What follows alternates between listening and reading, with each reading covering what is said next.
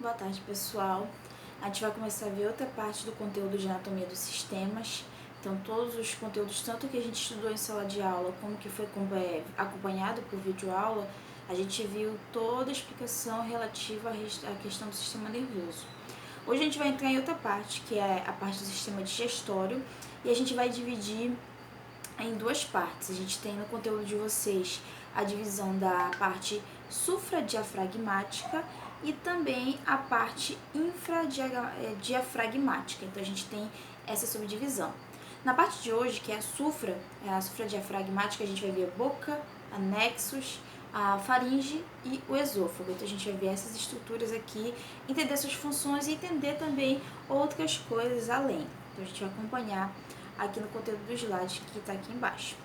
Começando aqui, o alimento é vital para manter a vida, né? Pois é a fonte de energia que garante as reações químicas que ocorrem em cada célula.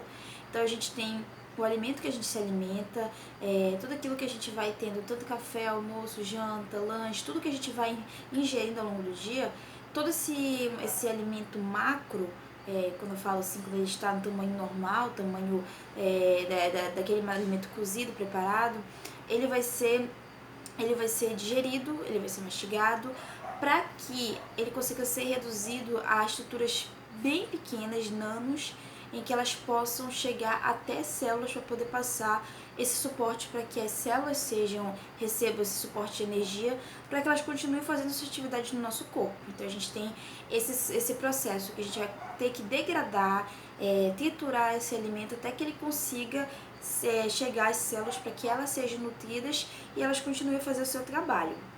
O alimento também é necessário para pelos nutrientes, moléculas que são usados nas reações químicas do corpo. Então a gente tem todos esses pontos que a gente vê a importância vital que o alimento tem para o nosso corpo.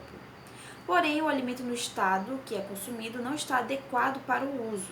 Ele deve ser degradado em moléculas que podem atravessar parte do trato gastrointestinal. Então a gente tem o alimento que a gente vai comer. Se a gente pega, por exemplo, o pão, ele tem uma estrutura de tamanho grande. A gente vai pensar em mastigar, transformar ele num bolo alimentar, para que então, desde a nossa boca, ele seja já trabalhado na sua estrutura, na estrutura química, para que chegue até o estômago e lá ele consiga ter esse trabalho continuado para que então a gente tenha todo esse alimento transformado em moléculas para que elas possam atravessar o trato e assim chegar até as células. A degradação das moléculas de alimento para serem usadas pelas moléculas é denominada digestão e os órgãos que utilizam coletivamente essa função compreendem o sistema digestório. Então, tudo que vai ser relativo a essa questão da degradação da alimentação, desde a gente mastigar, engolir, dela ser absorvida, degradada, tudo vai ser composto por órgãos que vão formar o sistema digestório, porque, apesar de serem órgãos diferentes, eles vão ter uma função em comum, que é nessa parte da questão da digestória do nosso corpo. Por isso, o sistema digestório, a gente vai ter todos esses órgãos que vão compô-los. O sistema digestório prepara o alimento para ser usado pelas moléculas por meio de 5 atividades básicas. Então, a gente vai ter alguns processos que a gente vai conseguir fazer esse preparo desse alimento. Primeiro, pela ingestão, que é a captação do alimento pela boca, né? Quando a gente come, então a gente vai ingerir um alimento, a gente vai colocá-lo na nossa boca para que então ele possa começar esse processo de diminuição, digamos assim. Então, depois dessa ingestão, né, que eu vou comer o alimento, eu vou ter a mistura e movimento do alimento, que as contrações musculares misturam o alimento e as secreções e movimentam o alimento ao longo do trato gastrointestinal. Então, tem um momento em que esse alimento vai ficar na minha boca, para que eu possa fazer de forma voluntária, né, todo esse processo de mastigação, para poder quebrá-lo cada vez mais, para que ele possa ser ingerido. E quando eu venho para essa parte de mistura e movimento, eu vou estar começando a triturá-lo, transformá-lo nesse bolo alimentar, que é importante que ele esteja nessa estrutura homogênea, para que consiga fazer a deglutição de uma maneira mais fácil. E no momento que eu engulo, no momento que vai passando pelas estruturas demais, eu tenho todo um processo de contrações musculares que vão dar suporte para que esse bolo alimentar ele consiga seguir todo esse caminho até que ele chegue lá no estômago. Depois a gente tem a digestão, que a degradação de alimento ocorre por processos químicos e mecânicos. Então essa digestão ela vai ser feita em 2 processos. A primeira, quando eu falo da digestão química, eu estou falando em vários movimentos que auxiliam na digestão química. Então, a mecânica vai me auxiliar para que eu degrade esse alimento, eu consiga diminuí-lo, consiga prepará-lo para que ele possa passar para a questão da digestão química. Então, eu preciso passar pela digestão mecânica primeiro. O alimento ele é mastigado pelos dentes antes de ser deglutido. Então, nossos dentes, todos os nossos dentes vão ter essa função de conseguir triturar, diminuir, quebrar, para que a gente consiga diminuir a estrutura daquele alimento.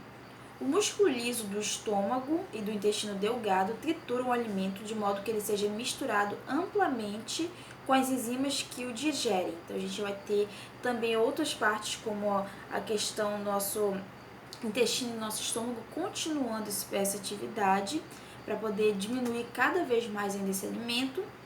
E aí a gente tem a continuação, ondas de contração muscular denominadas peristalse, que é o nosso que a gente vai ter o procedimento peristaltismo, que vão fazer esse processo de movimentações, movem os materiais ao longo do trato gastrointestinal.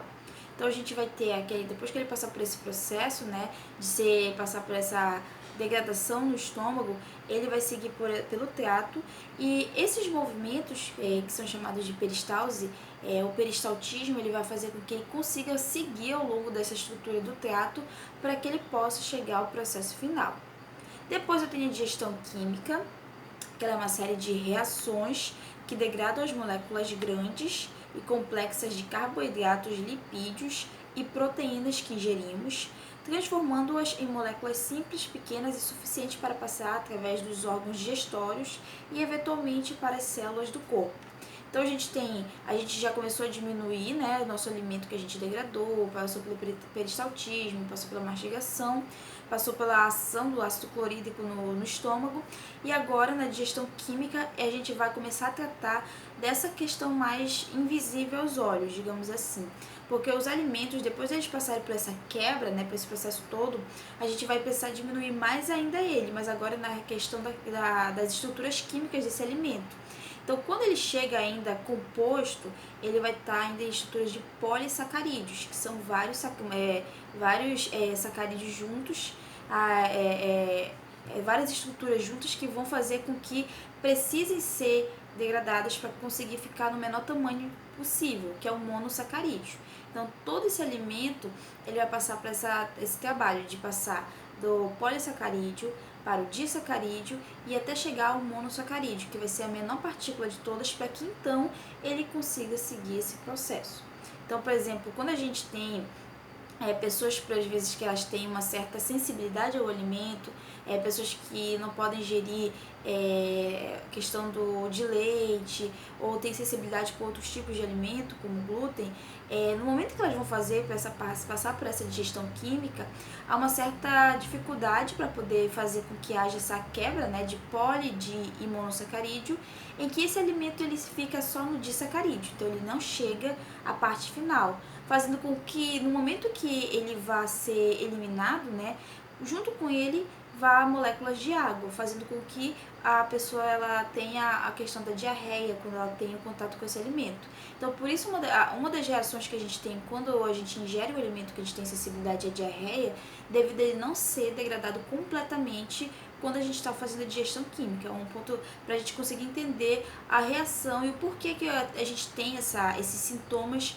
quando uma pessoa com tem sensibilidade, ela ingere aquele alimento e tem esse desconforto. Então, é justamente por não conseguir fazer essa degradação completa que há essa consequência, que é aquela questão de estar com as fezes liquefeitas devido ao contato com aquele alimento.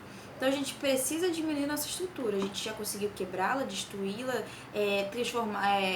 diminuir toda a sua totalidade, porém a gente precisa trabalhar na parte química, que é feita pela questão da digestão química, transformando de polissacarídeos até monossacarídeos. Depois a gente tem a absorção, que é a passagem do alimento digerido do trato gastrointestinal ao sistema sanguíneo e linfático para a distribuição às células. Então a gente conseguiu diminuir para monossacarídeos, aí que a gente vai ter nossa absorção. Então esse alimento ele vai sair do trato gastrointestinal e daí ele vai seguir para toda essa corrente, tanto de vasos linfáticos como de vasos sanguíneos, para que esses monossacarídeos, essas estruturas menores, possa alcançar as células para que elas sejam nutridas e continuem a fazer sua atividade. Então a gente tem a absorção aqui com a parte principal para que a gente consiga ter o suporte e a nutrição das nossas estruturas celulares para que elas consigam se manter e fazer o funcionamento do corpo seguir corretamente. E por último, a gente tem a defecação, né, que é a eliminação de substâncias não digeridas do trato. Então, tudo aquilo que não pôde ser digerido, tudo aquilo que não teve uma utilidade, ele vai ser eliminado por meio da nossa defecação. E aí termina todo esse ciclo de atividades que o trato gastrointestinal ele utiliza no momento que a gente se alimenta de algum alimento. Então, são todas as etapas que a gente vai ter da utilização de um alimento no nosso corpo. O sistema digestivo ele pode ser dividido em duas partes principais, que é a que a gente vai ver agora da disciplina: a sufradiafragmática e a infradiafragmática. A parte sufra, que a gente vai falar hoje, né, esse nosso conteúdo, corresponde às estruturas anatômicas situadas acima do diafragma, por isso que o nome é sufradiafragmática, enquanto que a sua parte infradiafragmática encontramos as estruturas anatômicas localizadas abaixo do diafragma. Então essa subdivisão aqui pega com base o diafragma para poder a gente dividir o estudo, né, para não ser algo mais prolongado e muito extenso, nessa questão da compreensão do sistema digestório. Começando aqui para compreender as partes, né? Então a gente vai ver, a gente vai dividir esse vídeo aqui, que não vai dar para ver tudo de uma vez só. A gente vai começar a falar pela boca, pela cavidade oral, entender, né, qual a sua função e sua importância. Então ela é formada pelas bochechas, ela é formada pelos palatos e ela também tanto duro quanto mole e pela língua. Então a gente vai ter essas estruturas compondo a boca aqui, que a gente vai ver e entender cada uma das suas funções. Começando aqui pelos lábios e as bochechas, são pregas carnosas, né? A gente pode perceber aqui quando a gente toca nessa área, em torno da abertura da boca, se falando dos lábios, né? Durante a mastigação, os nossos lábios e as bochechas, elas auxiliam a manter o alimento entre os dentes superiores e inferiores e os nossos lábios auxiliam na fala. Então a gente vai ter a nossa manutenção, né? No momento que a gente pega aquele alimento, ele não vai ter a sua saída da boca para que ele possa se manter, né? Os lábios e a bochecha mantêm ele na cavidade oral para que ele possa passar por esse processo de degradação, de mastigação.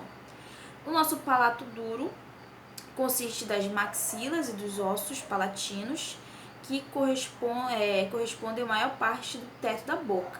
Então, quando eu falo dessa parte do palato duro, eu estou falando dessa estrutura aqui superior, de região dura mesmo aqui, esse céu da boca, como a gente fala popularmente, que corresponde à parte do palato duro. O restante é formado pelo palato mole, que é muscular. Então, essa parte aqui do céu da boca é o nosso palato duro, né, para ter uma compreensão mais básica. E todas as regiões que elas são mais moles, elas não têm uma resistência maior, a gente vai ter o palato mole que vai compreender todas essas regiões, ok? Então, a gente vai ver aqui a continuação da explicação desse conteúdo no próximo vídeo.